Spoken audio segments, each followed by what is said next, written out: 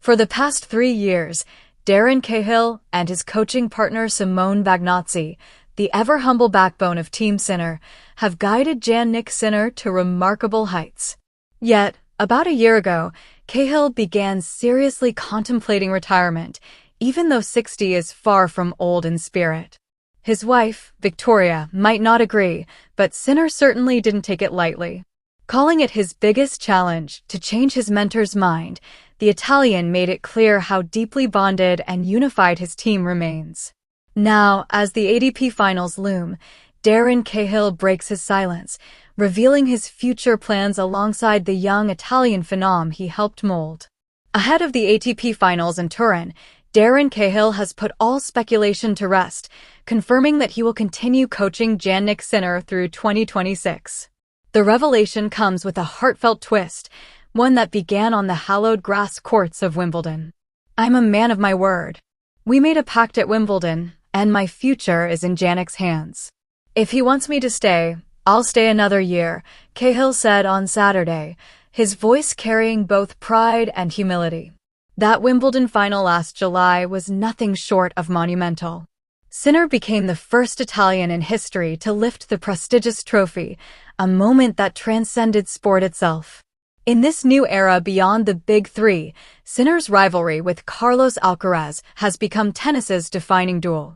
The Spaniard leads their head-to-head 10-5, yet their battles have reshaped the future of the game. This year alone, Alcaraz triumphed in Rome, Roland Garros, Cincinnati, and the US Open, while Sinner's lone victory came at Wimbledon, the one that changed everything. Darren Cahill sul futuro con Jannik Sinner. Sono un uomo di parola. Abbiamo fatto un patto a Wimbledon. Il mio futuro è nelle sue mani. Se lui vorrà, io resterò. Cahill, who had been planning to step away from the rigors of the tour, was on the verge of retirement. The decision was personal, born from years of travel, exhaustion, and the quiet pull of home.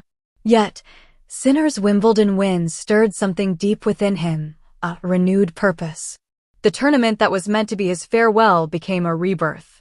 "It's all good, I'm all in. He's an unbelievable young man to work with. The team we have is incredible. I've had the time of my life the last 3 years," Cahill said, his words laced with affection and respect. That bond, forged through hard work and humility, now defines the partnership between mentor and prodigy.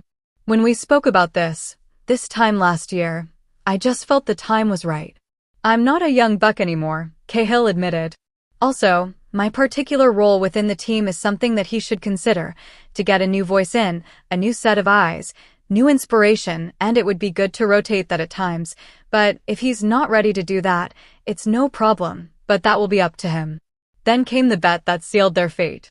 The bet right before the Wimbledon final was if he won, he got to choose what I would do in 2026 regarding him, Cahill revealed with a smile.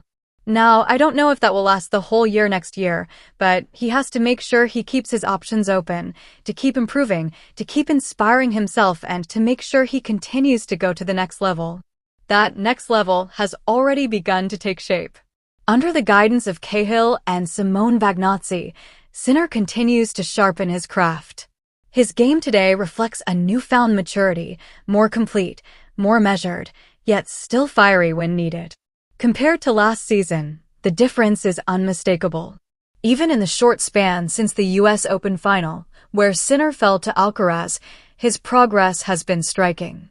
His serve, once inconsistent, is now a weapon, more precise, more unpredictable, and more varied. He's added kick serves, body serves, and an improved rhythm that keeps opponents guessing. Beyond that, his growing comfort at the net signals another step toward all-court mastery. The chemistry between coach and player has only deepened with time. Cahill, ever the steady voice, continues to guide Sinner with patience and precision, while Bagnozzi's tactical insights refine his game. Together, they've created a balance of trust and evolution.